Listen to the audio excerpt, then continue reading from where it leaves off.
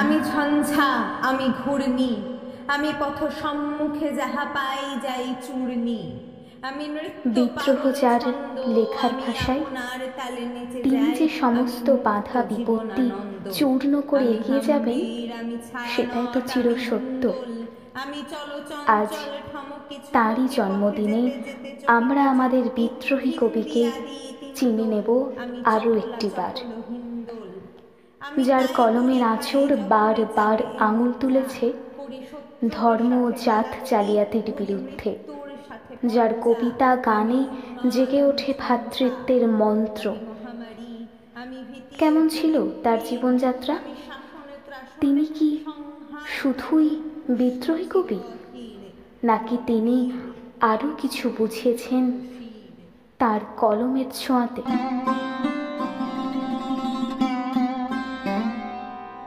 বর্ধমান জেলার চুরুলিয়া গ্রামে 1306 সালের 11ই জ্যৈষ্ঠ জন্মগ্রহণ করেন নজরুল, ফকির আহমেদ ও জাহেদা খাতুনের পুত্র হয়ে।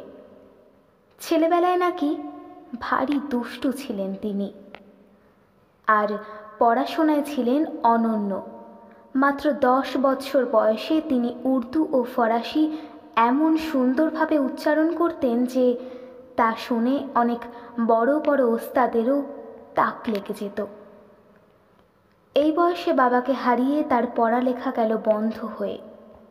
কখনো মক্তবে শিক্ষকতা, তো কখনো পালা গানের দলে গান লিখে 2 পয়সা রোজগার হতো। তার এই গানের শক্তি তাকে টেনে এনেছিল আসানসোলে। কিন্তু দিশেহারা একরত্তি বালক পেটের জ্বালায় 5 টাকা মাইনের ময়দা মাখার কাজ নিলেন। গুণ কি আর চাপা থাকে? এই আসানসোলে এক পুলিশ ইন্সপেক্টরের চোখে পড়েন তিনি, এবং তার দৌলতেই পড়াশোনা হলো ক্লাস 10 পর্যন্ত। এইভাবেই হযবরল আর গোলমালের মধ্যে জীবনের একটা পর্যায় কেটে গেল তার।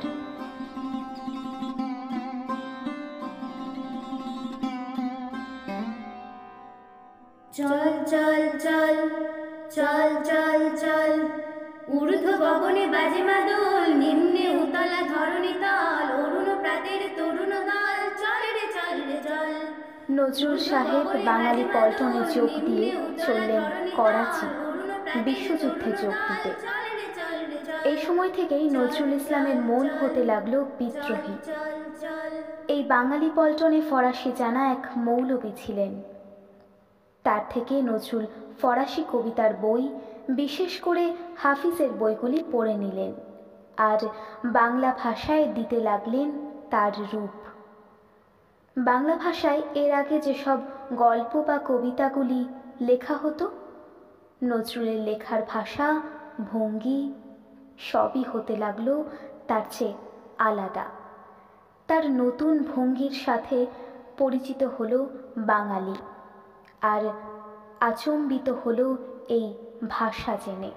যুদ্ধ শেষে নজরুল যখন দেশে ফিরলেন, তখন তার কলম যেন প্রতিবাদের আগুন ছড়ালো যুবক দলের মাঝে। বৃদ্ধরা হঠাৎ লাঠি ফেলে সোজা হয়ে দাঁড়ালো। সারা দেশ নবপ্রভাতের দিকে পা বাড়ালো। ধূমকেতুর কবি কাজী নজরুল পেলেন কবিগুরু রবীন্দ্রনাথ ঠাকুরের আশীর্বাণী, উড়ল ধূমকেতুর বিজয় কেতন। প্রথম প্রকাশনা থেকে এক অভূতপূর্ব সাড়া মিলল, কিন্তু শাসক রোষে পড়ে মাত্র 2 মাসের মধ্যে বন্ধ হয়ে যায় ধূমকেতু। সেই সঙ্গে কারাবন্দী হন কবি কাজী নজরুল ইসলাম। এই অবস্থায় তার কলমের আঁচড়ে সৃষ্টি হলো কিছু কালো জয়ী সঙ্গীত। ভেঙে ফেল করে লোপাট, রক্ত জমাট শিকল, পূজার পাষাণ বেদি, ওরে ও তরুণ ঈশান, বাজা তোর প্রলয় বিষান, ধ্বংস নিশান উড়ুক প্রাচীর প্রাচীর ভেদি। কারা রইল কপাট, ভেঙে ফেল করে লোপাট, রক্ত জমাট শিকল, পূজার পাষাণ বেদি। সুভাষচন্দ্র বসু বলেছেন, নজরুলকে বিদ্রোহী কবি বলা যায়, এটা সত্য। তার অন্তরটা যে বিদ্রোহী তা স্পষ্টই বোঝা যায়। আমরা যখন যুদ্ধে যাব তখন সেখানে নজরুলের যুদ্ধের গান গাওয়া হবে। আমরা যখন কারাগারে যাব তখনও তার গানই গাইব। তিনি আরও বলেছেন, কবি নজরুল যে স্বপ্ন দেখেছিলেন সেটা শুধু তার নিজের স্বপ্ন নয়, সমগ্র বাঙালি জাতির স্বপ্ন। 100 খান হুকর চলার ভাতের হাঁড়ি, ভাবি সেতে বুঝি জাতির জান, তাই তো বেকুব করলি তোরা এক জাতিকে 100 খান। এখন দেখিস ভারত জোড়া, পচে আছিস বাসি মরা। এখন দেখিস ভারত জোড়া, পচে আছিস বাসি মরা। মানুষ নেই, আছে শুধু যাতে শেয়ালের হুকা হুয়া। মানুষ নেই, আছে গেল বিদ্রোহী নজরুলের কথা। কিন্তু এই বিদ্রোহ যে তাকে পেটের ভাতের যোগান দেবে না। গ্রামোফোন ক্লাবে বাংলা ডিপার্টমেন্টে বাংলা গজলের দস্তানা নিয়ে হাজির হলেন নলিনী সরকার। আর সেই গজলের রেকর্ড যখন বাজারে চাঞ্চল্য সৃষ্টি করল, তখনই কাজী সাহেব পেলেন গ্রামোফোন ক্লাবের চাকরির ছাড়পত্র। কোম্পানির ফরমায়েশে তার গান লেখা শুরু হতেই বোঝা গেল রণদামামা এখানে চলবে না। ব্রিটিশ কোম্পানির আওতায় এইসব বাদ দিয়ে লিখতে হবে গান, যা থেকে দুটো পয়সা আসে। এই গ্রামোফোন ক্লাবেই কাজীদা এক অন্য নজরুল, যার গানের সুর প্রচলিত সুর থেকে সম্পূর্ণ ভিন্ন। বাংলা গজল এই কাজীদারই সৃষ্টি। একদিনে মুহূর্তের মধ্যে 5-6টি গান লিখে তাতে সুর বসানোর ক্ষমতা ছিল নজরুল সাহেবের। সেই প্রতিভার জোরে এই গ্রামোফোন ক্লাবে তিনি পেয়েছিলেন এক উচ্চ স্থান। মিউজিক কম্পোজার হয়ে নয়, তিনি গ্রামোফোন ক্লাবের সকলের শিরোমণি হয়ে থেকে গেছেন সবসময়। কাজীদার কাছে কোনো আবদার নিয়ে উপস্থিত হলে ফিরে যাওয়ার আর প্রশ্নই নেই। এই সময়ে তিনি যেমন একধারে ইসলামী সঙ্গীত রচনা করেছেন, তেমনি অন্যধারে সমান তালে লিখেছেন শ্যামা সঙ্গীত, কীর্তন। গজলের সুর হোক বা লোকগীতির, সর্বত্রই তিনি সমান পারদর্শী। এই অনন্য নজরুলকে আমরা কতটাই বা জানি, কতটাই বা চিনি।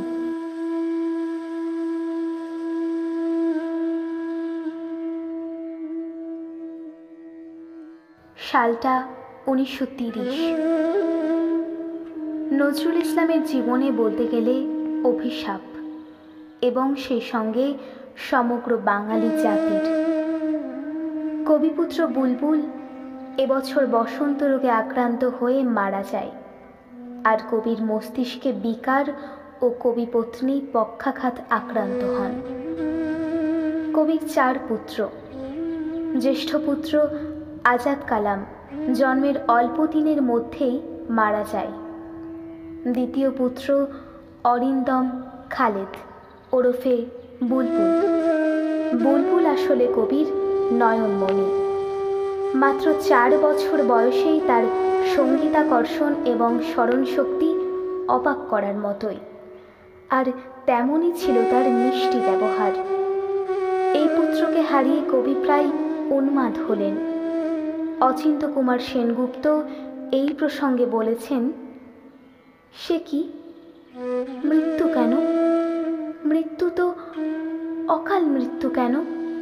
চারিদিকে এত উৎসব উজ্জ্বল জীবন সমারোহ, তার মাঝে কেন এ অকাল নির্বাপন? পুত্রের মৃত্যু কিছুতেই মেনে নিতে পারেননি কবি।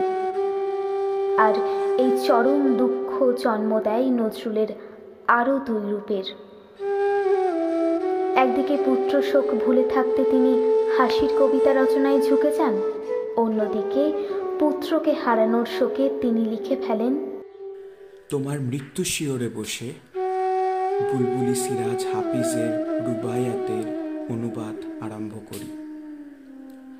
যেদিন অনুবাদ শেষ করে উঠলাম সেদিন তুমি আমার কাননের বুলবুলি উড়ে গেছো।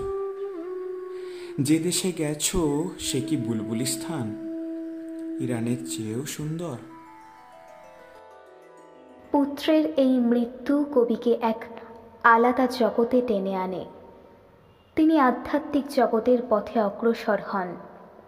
আর ঠিক এইখানে এসে লালগোলার সাথে এক যোগসূত্র তৈরি হয় তার। পথ হারার পথ বইটির ভূমিকায় তিনি লিখেছেন, সহসা একদিন তাকে দেখলাম, নিমতিতা গ্রামে বিবাহ সভায় সকলে বর দেখছে। আমার ক্ষুধাতুর আঁখি দেখছে আমার প্রলয় সুন্দর সারথিকে। সেই বিবাহ সভায় আমার বধূরূপিণী আত্মা তার চিরজীবনের সাথীকে বরণ করে নিল। অন্তঃপুরে মুহুর্মুহু শঙ্খধ্বনি হুলুধ্বনি হচ্ছে। শ্বেত চন্দনের সূচি সুরভি ভেসে আসছে, নহবতে সানাই বাজছে। এমনই শুভক্ষণে আনন্দ বাসরে আমার সে ধ্যানের দেবতাকে পেলাম। তিনি এই গ্রন্থ গীতার উদগাতা শ্রী শ্রী বরদা চরণ মজুমদার মহাশয়। শ্রী শ্রী বরদাচরণ মজুমদার মহাশয়ের সান্নিধ্যে এসে কবির পুত্রশোকে উদ্ভ্রান্ত মন কিছুটা শান্তির হদিশ পায়। কবি বরদাচরণ বাবুকে আপন পথ প্রদর্শক হিসেবে নমন করেছেন। এই মানুষটি লালগোলার বাসিন্দা। তার দৌলতেই বিদ্রোহী কবি এসেছেন আমাদের জন্মভূমিতে। ধন্য হয়েছি আমরা। কাজী সাহেবের জীবনের কথা শেষ করতে গেলে যার কথা স্মরণ করতেই হয় তিনি বিশ্বকবি রবীন্দ্রনাথ ঠাকুর। সম্পূর্ণ দুই বিপরীত চরিত্রের মানুষ হয়েও তারা ছিলেন একে অপরের হিতাকাঙ্ক্ষী। রবি ঠাকুরের মৃত্যুর পর হাওড়ায় বিরাট জনসভায় নজরুল ইসলাম তার জীবনের শেষবারের মতো যোগ দেন এবং রবিহারা কবিতা পাঠের মধ্যে দিয়ে তার জীবনের শেষ কথা বলা। তারপর থেকেই নাকি তিনি স্তব্ধ।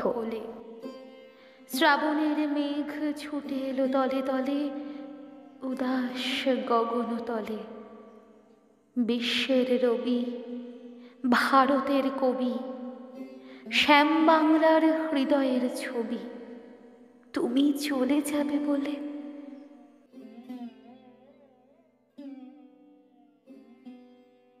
দে গরুর গা ধুইয়ে এক উদ্দাম কণ্ঠে গা নাড়া দিয়ে বলে ওঠা সদা হাস্যোজ্জ্বল, প্রাণের বন্যায় বইয়ে নিয়ে যাওয়ার স্পর্ধা ছিল যার চারিত্রিক গুণ, তিনি কবি নজরুল। দুখুমিয়া হয়ে জীবনের শুরু, তারপর কখনো পল্টনের হাবিলদার তো কখনো গ্রামোফোন কোম্পানির কাজীদা। সর্বরূপে তিনি অনন্য, তিনি অদ্বিতীয়। শুধু তার রচনা শৈলীতে নয়, তার জীবনযাত্রাতেও। তিনি বিদ্রোহী, তিনি উন্মাদ, তিনি সুরের দেশের রাজা। ধূমকেতুর সম্পাদক হওয়ায় কারাবন্দী হয়েছিলেন তিনি। অত্যাচারী জেল সুপারিনটেন্ডেন্টের বিরুদ্ধে শুরু করেছিলেন অনশন। রবীন্দ্রনাথ তার করেছিলেন নজরুলকে। Give up hunger strike, our literature claims you. সত্যি বাংলা সাহিত্য সমৃদ্ধ করেছেন নজরুল। বিদ্রোহী কবি কাজী নজরুল ইসলাম। আমি খেয়ালি বিধির বক্ষ করিব ভিন্ন, আমি চিরবিদ্রোহী বীর, আমি বিশ্ব ছাড়ায়ে উঠিয়াছি একা চির উন্নত শির।